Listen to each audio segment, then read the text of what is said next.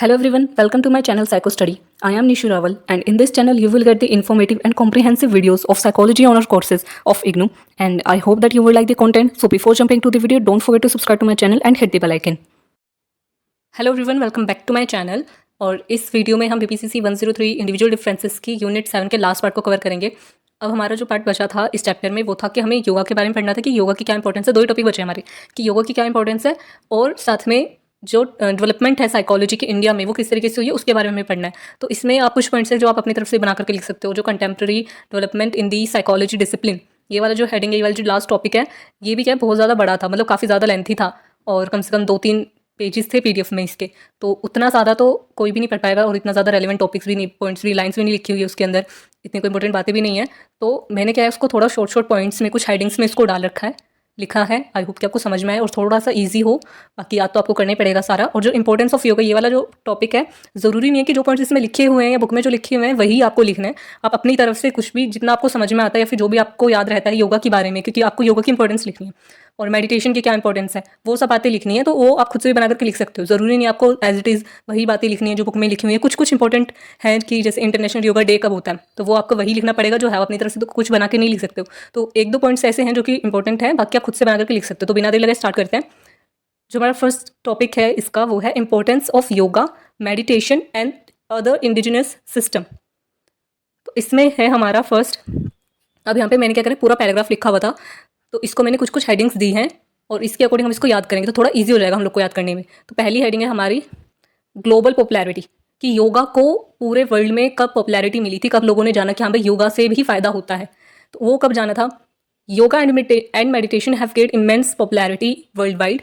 The United Nations declared 21st June as International Yoga Day in 2014, celebrated across nearly 200 countries since 2015. तो जो योगा है उसको जो United nation है 21 जून को हम लोग इंटरनेशनल योगा डे बनाते हैं, पूरा वर्ल्ड जो इंटरनेशनल योगा डे बनाता है टोटल। और ये कब हुआ था, 2014 में इसको डिक्लेयर करा गया था इंटरनेशनल योगा डे के रूप में।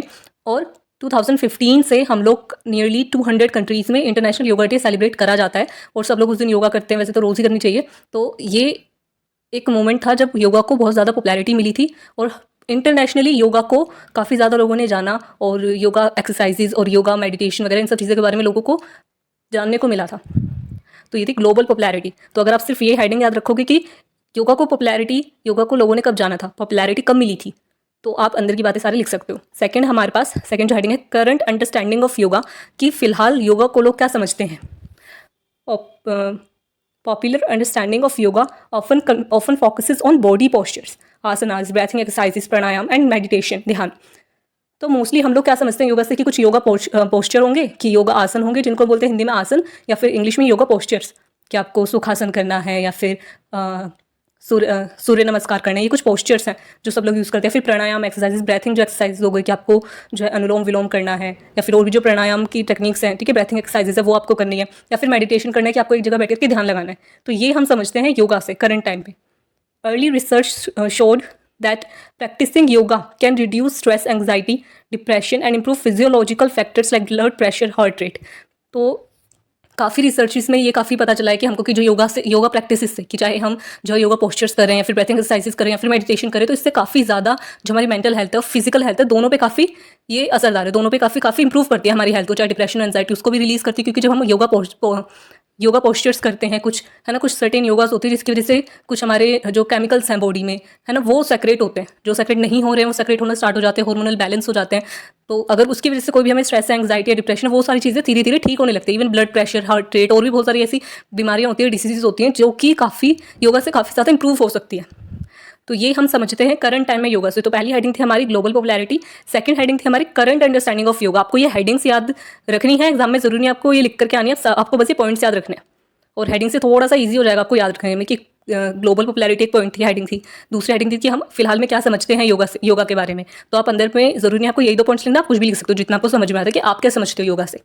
Yoga as indigenous therapy, many people practice yoga and meditation with the objective of achieving physiological and psychological well-being.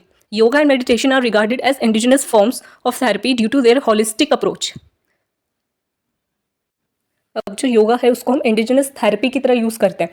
Therapy कैसे कि हमारा जो मेन एम होता है कि हम योगा कर रहे हैं, फिर मेडिटेशन कर रहे हैं, तो हम क्यों करते हैं? या तो हमें फिजियोलॉजिकल कोई हमारा गोल है उसको अचीव करना है कि हमारी हेल्थ ऐसी होनी चाहिए, हमारी अगर बॉडी में कोई हमें प्रॉब्लम है, कहीं पेन है, बैक एक है, या फिर हमको बहुत ज़्यादा जो है चलने में दिक्कत होती है, फिर कोई भी हमें फिजियोलॉजिकल कोई भी डिसीज़ है उसको ठीक करने के लिए हम लोग करते हैं, या फिर जो हमारा साइकोलॉजिकल वेलबींग है उसके लिए हम मेडिटेशन करते हैं और योगा पोस्चर्स भी करते हैं।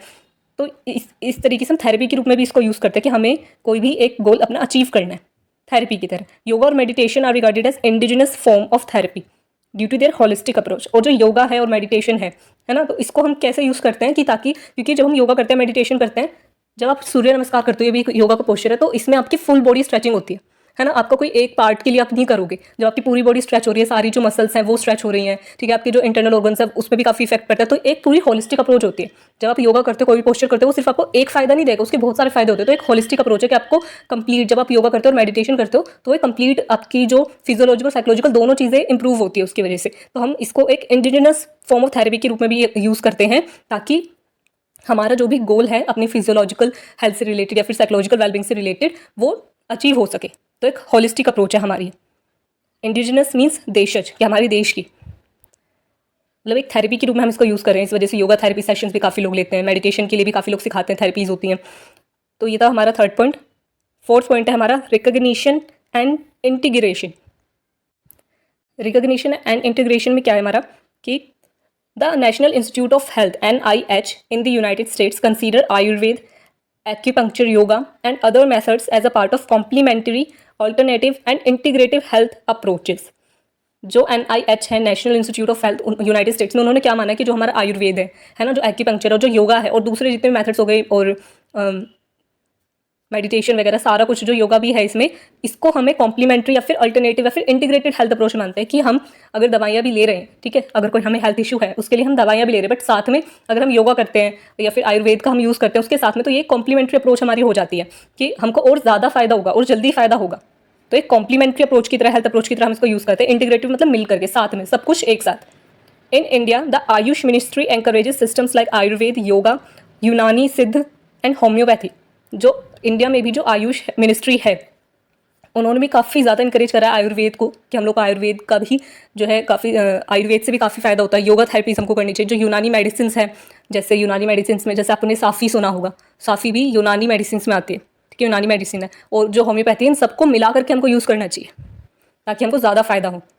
ये था फोर्थ पॉइंट हमारा। नेक्स्ट है बियॉन्ड थेरेपी, कि जैसे अभी हमने पढ़ा ऊपर, जो हमारा पॉइंट था कि हम इसको एक थेरेपी की तरह भी यूज़ करते हैं, इंडिजिनस थेरेपी की फॉर्म में यूज़ करते हैं कि थेरेपी है ये योगा और मेडिटेशन और दूसरी जितनी भी चीज़ें होती हैं, दूसरी जितने भी मेथड्स हैं, ये सब क्या थेरेपी हैं। लेकिन थेरेपी से बियॉन्ड योगा क्या है? Yoga is not only therapeutic but also recognised as a sports activity. सिर्फ थेरेपी नहीं है कि हमारी कोई गोल है जिसको हम अचीव करना चाहते हैं, कोई फिजियोलॉजिकल या फिर साइकोलॉजिकल गोल है हमारा, उसको हम अचीव करना चाहते हैं कि हमारी हेल्थ हमेशा अच्छी रहे, फिजिकल हेल्थ हो चाहे मेंटल हेल्थ हो, वो अच्छी रहे। सिर्फ उसके लिए हम इसका यूज़ नहीं करते हैं। Recently it was declared a sport activity under the non Olympic sports activity discipline by the ministry of youth affairs and sports, government of India. Government of India ने इसको एक स्पोर्ट भी डिक्लेयर करा है कि नॉन ओलंपिक स्पोर्ट एक्टिविटी है, ऐसा discipline है। मतलब योगा सिर्फ एक थेरेपी की तरह यूज़ नहीं करा जाता, बल्कि इसको स्पोर्ट्स की तरह भी हम लोग इसमें जो पार्टिसिपेट करते हैं, इसमें भी कॉम्पिटिशन होते हैं, इस तरीके से भी है कि सिर्फ थेरेपी के अंदर ये सीमित नहीं है, और भी बहुत सारी चीज़ें योगा से रिलेटेड, स्पोर्ट है एक। नेक्स्ट क्या है इसमें? In mental health discipline, in mental health discipline, ये लास्ट टॉपिक है, लास्ट पॉइंट है इसका। Yoga and variety of meditation techniques are approached primarily in 3 different ways. जो योगा है और जो जितनी भी मेडिटेशन की टेक्निक्स हैं, इन सबका मेन एम क्या रहता है? टोटल 3 एम है जिसको हम लोग अचीव करते हैं। As a stress reduction strategy, कि योगा और मेडिटेशन से हम लोग स्ट्रेस को रिड्यूस कर सकते हैं। सेकंड क्या है? As a therapeutic adjunct and as a growth promotion technique, कि एक थेरेपी की तरह भी हम इसका यूज़ कर सकते हैं कि अगर हमें कोई भी बीमारी है, हम उसके लिए दवाइयाँ खा रहे हैं, बट साथ में अगर हम योगा भी कर रहे हैं, मेडिटेशन भी कर रहे हैं, तो वो हमें और भी ज़्यादा बेनिफिट देगी, जल्दी ठीक हो जाएंगे हम। और ग्रोथ प्रमोशन टेक्निक भी है कि हमारे बॉडी की ग्रोथ होती है, माइंड की ग्रोथ होती है, ठीक है, और ओवरऑल ग्रोथ होती है। एक होलिस्टिक अप्रोच है। As a technique to induce altered states of consciousness, और ना कि सिर्फ आपकी अगर कोई बीमारी उसकी जब ही आप इसको करेंगे, बल्कि हमारी जो डिफरेंट स्टेट्स है कॉन्शियसनेस की, जो हमने पहले पढ़ी थी कि कितनी स्टेट्स होती है कॉन्शियसनेस की, उन सब कॉन्शियसनेस की स्टेट्स को भी हम लोग इंड्यूस कर सकते हैं।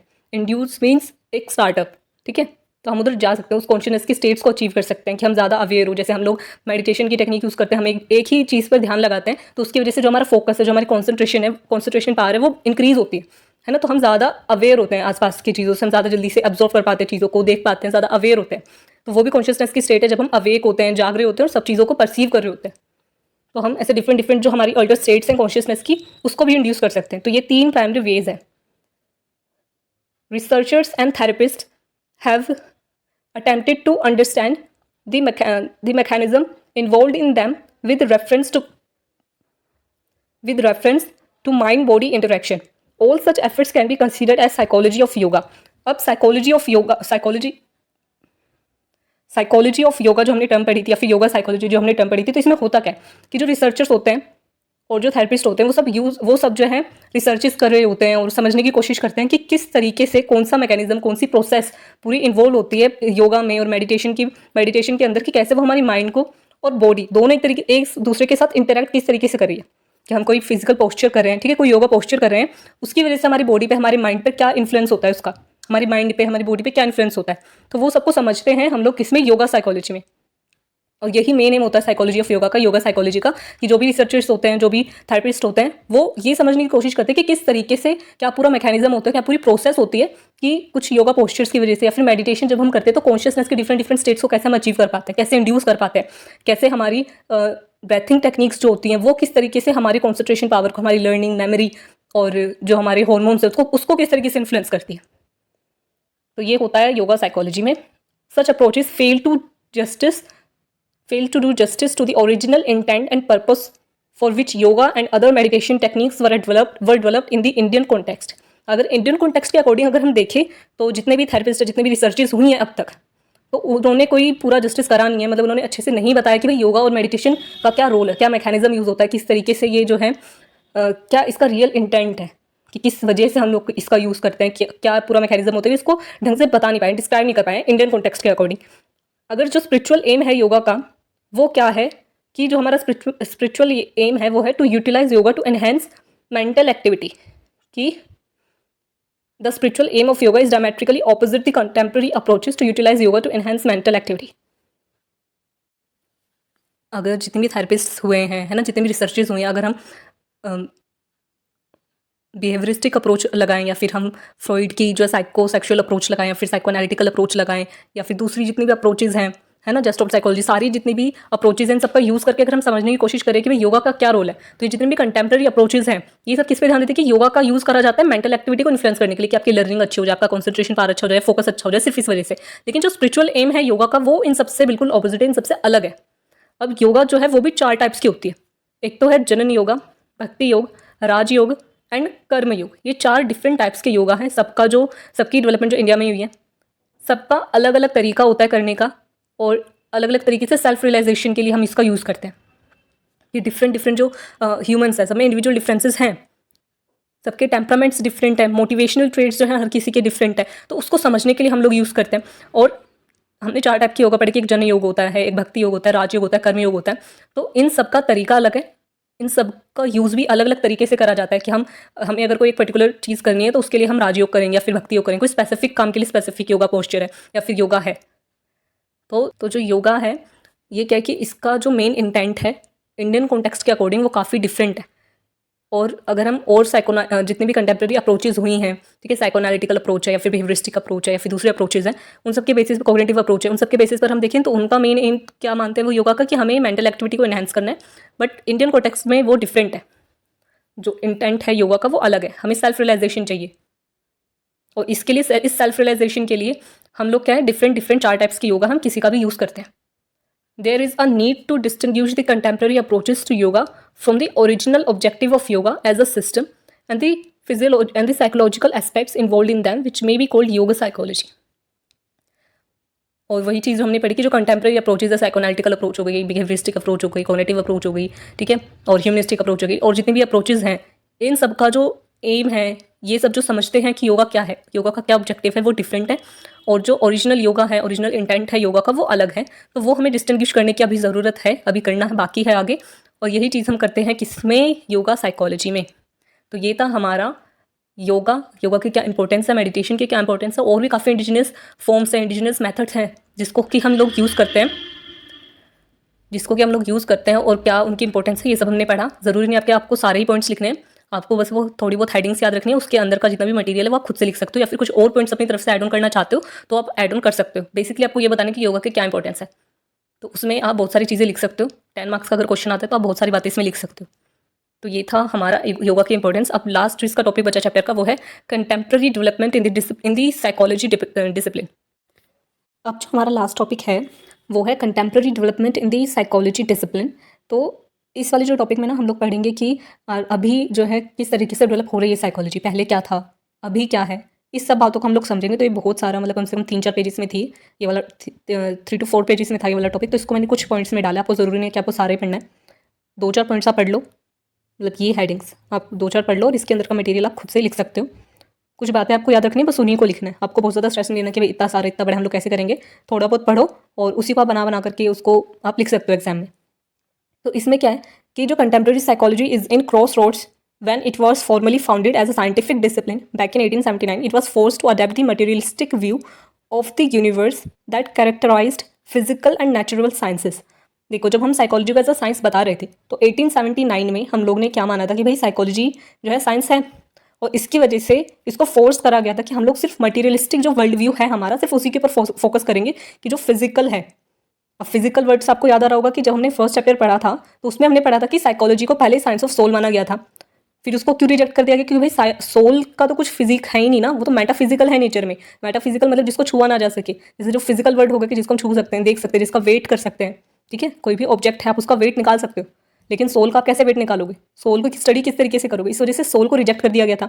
हमने सोल को साइंस नहीं, psychology as a science of soul नहीं माना, हमने psychology as a science of mind नहीं माना, क्योंकि माइंड का भी कोई फिजिक नहीं है, ठीक है, वो भी मेटाफिजिकल है नेचर में, इस वजह से उसको रिजेक्ट कर दिया गया था। और फिर हमने कॉन्शियसनेस को भी नहीं माना, कि साइंस ऑफ कॉन्शियसनेस भी नहीं हमने माना। कॉन्शियसनेस क्यों नहीं माना, क्योंकि भाई सिर्फ कॉन्शियसनेस क्या हो गया, अगर सिर्फ कॉन्शियसनेस को हम लोग मान लेते तो हम अनकॉन्शियस पार्ट जो है माइंड का उसको हम कभी स्टडी नहीं कर पाते। एबनॉर्मल साइकोलॉजी को हम कभी पढ़ते ही नहीं, फिर अल्टर्ड जो स्टेट्स हैं कॉन्शियसनेस की उसको हम स्टडी नहीं कर पाते, सिर्फ कॉन्शियसनेस को पढ़ते, अनकॉन्शियसनेस को तो हम जाते ही नहीं ना, उसमें पढ़ते नहीं। क्यों नहीं हमने उनको माना, क्योंकि साइकोलॉजी एज अ साइंस जब हमने माना था 1879 में तो इसने फोर्स करा कि भाई साइंस तो सिर्फ फिजिकल और नेचुरल साइंसेज जो हैं सिर्फ फिजिकल चीज़ों के ऊपर ध्यान देती है, मटेरियलिस्टिक वर्ल्ड व्यू के ऊपर ध्यान देती है, यूनिवर्स की जितनी मटेरियलिस्टिक वर्ल्ड व्यू है मटेरियल वर्ल्ड पे। तो इसकी वजह से साइंस साइकोलॉजी को भी हमको ऐसे ही मानना पड़ा था। As a consequences, it had to give up the study of soul and consciousness because they were considered metaphysical ideas. वही चीज़ जो हमने पढ़ी कि जो सोल है और जो कॉन्शियसनेस है इसको रिजेक्ट कर दिया गया था साइकोलॉजी के अंदर से। क्यों, क्योंकि ये दोनों मेटाफिजिकल आइडियाज़ हैं, इनका कोई फिजिक नहीं है, हम इसका वेट नहीं कर सकते, इस वजह से इन दोनों टर्म्स को साइकोलॉजी से निकाल दिया था शुरुआत में। The latest discovery in physical sciences itself are pointing towards the primacy of consciousness. अब क्या हो रहा है कि जो खुद से फिजिकल साइंस है, साइकोलॉजी में जो फिजिकल साइंसेज हैं वो खुद से ज़्यादा फोकस किस पे डाल रही है कि भाई कॉन्शियसनेस का बहुत बड़ा रोल होता है चीज़ों में। A new view of universe is emerging that emphasizes that consciousness plays a vital role in our understanding of nature of reality. और एक नया जो वर्ल्ड व्यू निकल करके आ रहा है, देखो वर्ल्ड व्यू का भी हमने पढ़ा था क्या रोल होता है, और उन्हीं को ज़्यादातर लोग जो है मानते हैं। तो जब हमने साइकोलॉजी को साइंस माना था, ठीक है, साइकोलॉजी को हमने साइंस जब माना तो उसकी वजह से उस टाइम पे जो साइंस थी, साइंस में जो भी वर्ल्ड व्यू था साइंस का, फिजिकल और नेचुरल साइंसेज में हम साइकोलॉजी को डालते हैं, तो जो फिजिकल वर्ल्ड व्यू था कि सिर्फ जो मटेरियलिस्टिक वर्ल्ड व्यू है जो फिजिकल है नेचर में सिर्फ हम उसी को मानेंगे साइंस के अंदर। तो इसी वजह से साइकोलॉजी में हम सोल को कॉन्शियसनेस को पढ़ नहीं सकते थे, क्योंकि उनकी कोई इंपॉर्टेंस नहीं थी उस टाइम पे। अब क्या हो रहा है कि जो खुद से साइंस है, फिजिकल साइंस, वो खुद ये कह रही है कि भाई नहीं, जो कॉन्शियसनेस है उसका बहुत बड़ा रोल है और काफ़ी ज़्यादा इंपॉर्टेंस रखता है। हमारी जो रियलिटी है वो हम किससे समझते हैं, उसकी समझ, रियलिटी क्या है, रियलिटी का नेचर क्या है, उसको हम कॉन्शियसनेस से जो है समझ सकते हैं। तो कॉन्शियसनेस का तो खुद में बहुत बड़ा रोल है। तो इस वजह से अब क्या है, हम लोग भी कॉन्शियसनेस के ऊपर काफ़ी ज़्यादा फोकस कर रहे हैं। इसी वजह से हमने कॉन्शियसनेस की स्टेट्स और कॉन्शियसनेस के बारे में हमने काफ़ी पढ़ा इस चैप्टर में। For researchers these traditions are not just religion, they represent one particular type of psychology. अब क्या था कि भाई जब हम कॉन्शियसनेस की बात करते हैं तो इंडियन कॉन्टेक्स्ट के अकॉर्डिंग हमने पढ़ा था कि भाई 4 स्टेट्स होती है कॉन्शियसनेस की। वेस्टर्न साइकोलॉजी के अंदर हमने पढ़ा कि भाई 3 ही स्टेट्स होती है कॉन्शियसनेस की, और वो खुद ही थोड़ा कंफ्यूज थे उसके अंदर कि वेकिंग स्टेट होती है एक तो कॉन्शियसनेस के अंदर, एक हमारी ड्रीम स्टेट होती है, एक डीप स्लीप होती है। बट जब हम डीप स्लीप में होते हैं तो भाई हमें कैसे पता होता है जब हम अगले दिन उठते हैं कि हम सेम वही है जो हम कल थे, चेंज क्यों नहीं हुआ, या फिर जो हमने ड्रीम्स में देखा उसी को हमने रियलिटी क्यों नहीं माना। और वापस से जो हम कल थे आज वो हम कैसे हैं। तो ये वाली चीज़ जो है वेस्टर्न साइकोलॉजी नहीं बता पाई थी, बल्कि इंडियन कॉन्टेक्स्ट में हमने माना कि भाई 4 स्टेट होती है, वेकिंग भी है, ड्रीम भी है, डीप स्लीप भी है, बट एक फोर्थ स्टेट है जो कंस्टेंट है, जो बैकग्राउंड में हर स्टेट में चलती रहती है, वो है तुर्या स्टेट, फोर्थ स्टेट। तो वो हमने मानी थी। तो इसमें हमने कॉन्शियसनेस के बारे में काफ़ी सब समझा। तो जो रिसर्चर्स हैं वो जो ये हमने इंडियन कॉन्टेक्स्ट में पढ़ा, इंडियन कॉन्टेक्स्ट में भी जैन धर्म आता है, हिंदू धर्म आता है, बुद्ध धर्म आता है, सबका अलग अलग पर्सपेक्टिव है। तो इसको सिर्फ रिलीजन ना मान करके ये लोग क्या मानते हैं कि भाई ये ट्रेडिशन है, these tradition are not just religion, they represent one particular type of psychology. अब अलग अलग धर्म के अकॉर्डिंग, इंडियन कॉन्टेक्स्ट में भी अलग अलग धर्म के अकॉर्डिंग ये अलग अलग साइकोलॉजी के बारे में हम लोग बात करें तो रिसर्चर्स ये मानते हैं orthodox western psychology versus transpersonal psychologist. तो इसके बीच में एक डिफरेंस है इधर कि ऑर्थोडॉक्स वेस्टर्न साइकोलॉजी क्या होता है, developed with in materialistic world view. अब यहाँ पे जो ऑर्थोडॉक्स वेस्टर्न साइकोलॉजी थी, पहले के टाइम पे जो ऑर्थोडॉक्स वेस्टर्न साइकोलॉजी थी वो क्या मानती थी कि सिर्फ मटीरियलिस्टिक वर्ल्ड व्यू पे फोकस करो, adopt the scientific approach, scientific approach को अडॉप्ट करो। तो हमने कॉन्शियसनेस को, सोल को रिजेक्ट कर दिया था, माइंड को रिजेक्ट कर दिया था। ऑफन ओवरलुक स्पिरिचुअल एस्पेक्ट्स, और जो स्पिरिचुअल एस्पेक्ट था हर बातों का, हर चीज़ों का, उसको हमेशा हमने, जो ऑर्थोडॉक्स वेस्टर्न कल्चर था, ऑर्थोडॉक्स वेस्टर्न साइकोलॉजी थी, उन्होंने हमेशा उसको इग्नोर करा कि भाई ऐसा कुछ नहीं होता है, हमें सिर्फ मटीरियलिस्टिक वर्ल्ड व्यू पे ध्यान देना है, साइंस सिर्फ मटीरियलिस्टिक वर्ल्ड व्यू के लिए है। तो ऑर्थोडॉक्स वेस्टर्न साइकोलॉजी के अंदर यही बातें थी। जबकि ट्रांसपर्सनल जो साइकोलॉजीज है, ट्रांसपर्सनल साइकोलॉजी में क्या है, emerged as a fourth force in psychology. अभी फोर्थ फोर्स का क्या मतलब है, फोर्थ फोर्स का यहाँ पे मतलब है कि देखो जब साइकोलॉजी इवॉल्व हो रही थी तो जब बिहेवियरिस्टिक वर्ल्ड व्यू आया, अब देखो साइंस में क्या है ना, हमने इग्नू में ये वाला टॉपिक पढ़ा नहीं है, बट काफ़ी इंपॉर्टेंट टॉपिक है कि फर्स्ट फोर्स क्या है साइकोलॉजी में, ठीक है, सेकंड फोर्स क्या है, थर्ड फोर्स, और ये फोर्थ फोर्स भी क्या है हमारा ट्रांसपर्सनल साइकोलॉजी। तो फर्स्ट फोर्स क्या था, जब वॉटसन ने बोला था, जो जॉन वॉटसन थे, कि भाई साइकोलॉजी को उन्होंने बिहेवियर के रूप में समझा कि साइकोलॉजी बिहेवियर की स्टडी होती है, बिहेवियर को हम लोग पढ़ते हैं, चाहे ओवर्ट बिहेवियर हो या फिर कोवर्ट बिहेवियर हो, उसकी स्टडी होती है साइकोलॉजी। तो ये फर्स्ट फोर्स था। फर्स्ट फोर्स मीन्स कि वो बातें, वो आइडिया जिसको सबसे ज़्यादा इंपॉर्टेंस दी गई थी साइकोलॉजी के अंदर, सबसे ज़्यादा लोगों ने माना था, काफ़ी ज़्यादा जिसका इन्फ्लुएंस रहा साइकोलॉजी में, तो उसको हम फोर्स बोलते हैं, ठीक है, स्कूल ऑफ साइकोलॉजी बोलते हैं, उसके अंदर हम उसको फोर्स बोलेंगे। तो ये था हमारा जॉन वॉटसन का बिहेवियरिस्टिक जो अप्रोच थी, वो फर्स्ट फोर्स थी। सेकंड फोर्स थी जब फ्रॉइड आए, फ्रॉइड ने साइको एनालिसिस का पर्सपेक्टिव दिया, साइको एनालिटिक अप्रोच थी, उन्होंने अनकॉन्शियसनेस ये टर्म दी थी, और उनका बहुत ज़्यादा इन्फ्लुएंस है साइकोलॉजी में। तो फ्रॉइड की जो साइकोलॉजिकल अप्रोच थी, साइको एनालिटिकल अप्रोच, उसको हम बोलते हैं सेकंड फोर्स, साइकोलॉजी में वो सेकंड फोर्स है। थर्ड फोर्स है ह्यूमनिस्टिक अप्रोच। ह्यूमनिस्टिक अप्रोच हमने पढ़ी है, जो अब्राहम मैस्लो थे, कार्ल रोजर्स थे, ये सब ह्यूमनिस्टिक अप्रोच के अंदर आते हैं, कि जिसमें हमने ह्यूमंस की पॉजिटिव साइड को काफ़ी ज़्यादा पढ़ा। तो वो थर्ड फोर्स थी। फोर्थ फोर्स यहाँ पर क्या है, हमारी ट्रांसपर्सनल साइकोलॉजी। तो अब समझ में आया कि फोर्थ फोर्स क्या है, यहाँ पे क्या वर्ड लिखा है। तो ट्रांसपर्सनल जो साइकोलॉजी है ये फोर्थ फोर्स के रूप में इमर्ज हुई है, concern with empirical study of spiritual experiences, peak movements and unitive consciousness. तो जैसे कि हमने पहले पढ़ा कि भाई पहले के टाइम पे क्या मानते थे साइकोलॉजी में, स्टार्टिंग में जो ऑर्थोडॉक्स वेस्टर्न साइकोलॉजी थी, स्पिरिचुअल एस्पेक्ट को बिल्कुल नेगलेक्ट कर रखा था उन्होंने कि भाई ऐसा कुछ होता ही नहीं है। तो जो नई फोर्स आई है साइकोलॉजी की, ट्रांसपर्सनल साइकोलॉजी, इसमें हम स्पिरिचुअल एक्सपीरियंसेस जितने भी हैं और पैरानॉर्मल जो एक्सपीरियंसेस हो गए, इन सब के बारे में हम काफ़ी ज़्यादा पढ़ते हैं इसके अंदर।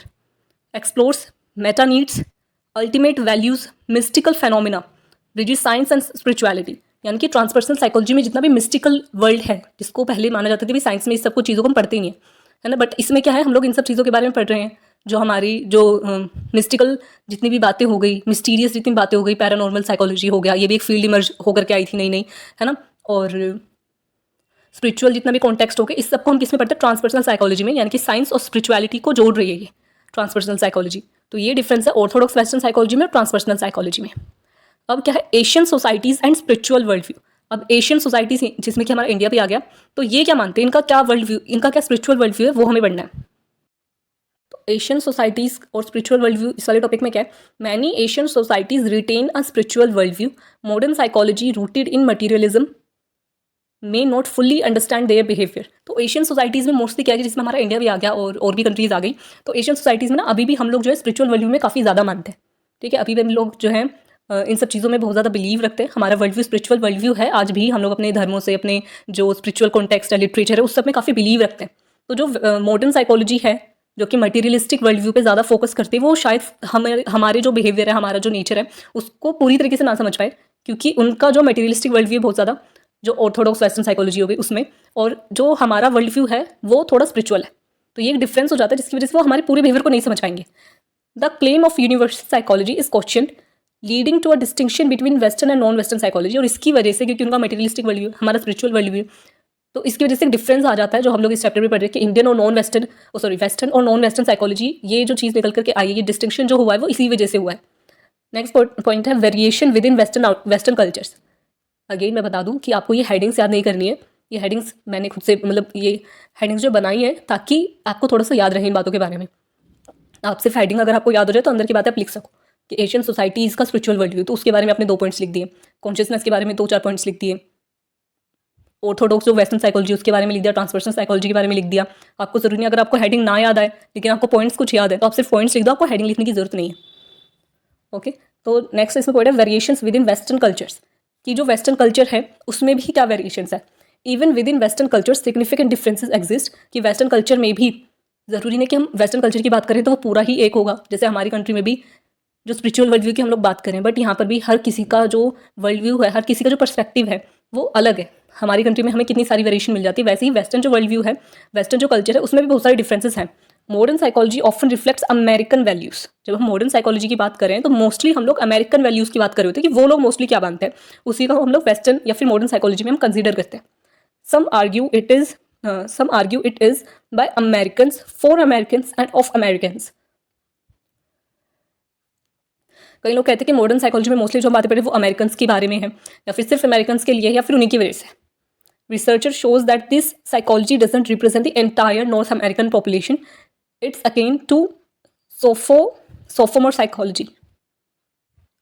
अब जो रिसर्चर्स हैं shows that this psychology doesn't represent जो मॉडर्न साइकोलॉजी है ना। अब जो रिसर्चर्स वो कहते हैं भाई जो मॉडर्न साइकोलॉजी में हम लोग मोस्टली कुछ ही अमेरिकन्स के बारे में उनके जो थॉट्स हैं उसको ही मानते हैं हम लोग, और ये पूरे नॉर्थ अमेरिका की जो पॉपुलेशन है उसको कंसीडर नहीं करता, उसको रिफ्लेक्ट नहीं करता है, रेफर नहीं करता है। ये सिर्फ एक सॉफ्टमोर साइकोलॉजी की तरह है। Sophomore psychology means, sophomore means secondary psychology की तरह हम लोग इसको समझ सकते हैं। नेक्स्ट पॉइंट है sir methodological limitations. Quantitative and experimental procedures in psychology tend to focus on averages, overlooking individual uniqueness. कि जब हम मेथड्स का यूज़ करते हैं साइकोलॉजी में तो हम मोस्टली एवरेज निकालते हैं कि मोस्ट ऑफ लोग क्या मानते हैं। हम इंडिविजुअल डिफरेंसेस पे अब हर पर्सन क्या सोच रहा है, एक पर्सन क्या सोचता है, हम उसको कंसीडर नहीं कर सकते, हम उसको पता भी नहीं लगा सकते। तो हम लोग एवरेज निकालते हैं कि मोस्टली लोग क्या मानते हैं। तो ये जो वेस्टर्न साइकोलॉजी की जब हम बात कर रहे हैं कि वेस्टर्न वर्ल्ड व्यू या फिर मॉडर्न साइकोलॉजी में मोस्ट ऑफ अमेरिकन्स को मानते हैं, अमेरिकन्स की वैल्यूज़ को रिफ्लेक्ट करते हैं, तो उसमें भी मोस्ट ऑफ जो एवरेज लोग हैं वो क्या मानते हैं उसको हम देखते हैं, क्योंकि क्वान्टिटेटिव अप्रोच है। This methods are nomothetic, seeking general laws rather than ideographic which would explore individual cases. कि नॉमोथेटिक क्या हो गया कि हम लोग जनरल देखते हैं कि मोस्टली लोग क्या मानते हैं, जनरलाइजेशन करते हैं, जनरल लॉज के ऊपर ज़्यादा ध्यान देते हैं। आइडियोग्राफिक क्या होता है कि जब हम एक इंडिविजुअल केसेस को हम लोग एक्सप्लोर करें कि भाई एक इंडिविजुअल क्या मानता है, तो इस पर इतना फोकस नहीं रहता है, क्योंकि हम एक इंसान को, हमारी कंट्री में भी अगर हम कोई रिसर्च करें या फिर कुछ एक्सप्लोर करने की कोशिश करें तो हम एक इंडिविजुअल को नहीं लेंगे कि भाई इसने ये बोला। हम लोग एवरेज निकालेंगे कि दिल्ली में मोस्टली लोगों का ये मानना है, ठीक है, एवरेज एक निकालेंगे, दूसरी स्टेट में अलग एक एवरेज निकालेंगे। इस तरीके से हम लोग एवरेज निकालते हैं। ये मैथडोलॉजी होती है जो यूज़ करी जाती है, और यही एक कमी है कि हम लोग प्रॉपर एक निष्कर्ष नहीं निकाल सकते। हम हमेशा ये नहीं मान सकते कि 100% यही बात है। पूरी जनरलाइजेशन हम नहीं कर सकते हैं। हम लोग को हमेशा एवरेज ही बताना होता है कि एवरेज लोग जनरली ये बात है, ठीक है, ये लोगों का मानना है, अमेरिका के ये वैल्यूज़ हैं, बट पूरे अमेरिका यही चीज़ मानते हो, ये बात नहीं हो सकती। The need arises for alternative qualitative procedures to address these limitations. Need arises for, अब यहाँ पे क्या है, कुछ क्वालिटेटिव प्रोसीजर का हम लोग को यूज़ करना पड़ता है। अगर हम क्वांटिटेटिव मेथड यूज़ करें तो हम लोग एवरेज ही निकालेंगे हमेशा, बट क्वालिटेटिव प्रोसीजर थोड़ा सा डिफिकल्ट है और काफ़ी टाइम कंज्यूमिंग भी है। बट जो है ये जो लिमिटेशन आई है कि हम लोग एवरेज निकालते हैं, इंडिविजुअल पर्सपेक्टिव नहीं हमको मिलता, ये उसी की वजह से दूर होगी, बट वो बहुत ज़्यादा टाइम कंज्यूमिंग है। तो ये मेथडोलॉजिकल लिमिटेशंस है कुछ जो हम लोग को साइकोलॉजी में आती हैं। Rethinking psychology and methods. Psychologists recognize the limitations of modern psychology's generalization across Western and non-Western populations. A call for rethinking of psychology and rethinking of methods emerges. Rethinking का क्या मतलब हो गया साइकोलॉजी में कि भाई हमें कुछ मेथड्स हैं, कुछ हमारी लिमिटेशंस है साइकोलॉजी के अंदर जो अभी भी हमको दूर करनी है। जैसे मैथडोलॉजिकल अप्रोचेज हो गई, उसमें कुछ लिमिटेशंस है दोनों ही जगहों पर, वेस्टर्न कल्चर में भी, वेस्टर्न साइकोलॉजी में भी, नॉन वेस्टर्न साइकोलॉजी में, पॉपुलेशन में, दोनों में ही कुछ लिमिटेशंस है, जिसकी वजह से हमें दोबारा से साइकोलॉजी के बारे में, साइकोलॉजी के जो मेथड्स हैं उनके बारे में सोचने की, रीथिंक करने की ज़रूरत है। Indigenous psychology movement. Indigenous psychology movement इस वाले टॉपिक में क्या आएगा कि psychologist world wide explore insight from their respective cultures.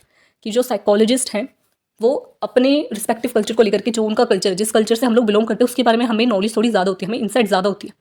तो अलग अलग जो साइकोलॉजिस्ट हैं वर्ल्ड में, वो अपने ही कल्चर को रिप्रेजेंट कर रहे हैं, उसको जो है उसकी इंसाइट, उसकी हम लोग क्या मानते हैं, उसकी वजह से भी हम बहुत ज़्यादा चीज़ें एक्सप्लोर कर सकते हैं। Countries involve include Africa, Canada, China, Fiji, France, Germany, Greece, India, Japan and more. ये डिफरेंट डिफरेंट कंट्रीज़ है, सबका जो कल्चर है वो डिफरेंट है, तो सबका कल्चर डिफरेंट है, इसकी वजह से सबके लोगों की जो थिंकिंग है, ठीक है, वो डिफरेंट है, बिहेवियर डिफरेंट है। तो उसके बारे में हम काफ़ी ज़्यादा, इंडिजिनस वर्ड क्या होगा, देशज, कि अपने देश की हम जब बात कर रहे हैं, वहीं की साइकोलॉजी की बात करें, अपने पर्टिकुलर कल्चर की जब हम बात करें, तो वहाँ पे सबकी जो इंसाइट्स है वो डिफरेंट है। तो जब हम लोग कोई भी साइकोलॉजिस्ट अपने कल्चर को रिफ्लेक्ट कर रहा है, मीन्स कि वो इंडिजिनस साइकोलॉजी की बात हो रही है उधर। The goal is to develop a truly universal psychology by integrating culture specific indigenous perspectives. अब हमें ज़रूरत क्या है, हमारा गोल क्या है कि एक यूनिवर्सल साइकोलॉजी बन सके, मेथड्स बन सके, और जिसमें कि सभी कल्चर को रिफ्लेक्ट करता हो। ठीक है, यूनिवर्सल साइकोलॉजी कि हम कोई थ्योरी बना रहे हैं, कोई हम जो है मेथड बना रहे हैं, टेक्निक बना रहे हैं, है ना, कोई टूल बना रहे हैं, तो वो सब पे अप्लाई हो सके। इसकी ये हमारा गोल है, ये एक यूनिवर्सल साइकोलॉजी का गोल है, क्योंकि हर कल्चर डिफरेंट है। अगर हम कोई ऐसा, अमेरिका में कोई टूल बन गया, ठीक है, मोस्टली डेवलपमेंट अमेरिका में हुई है साइकोलॉजी की,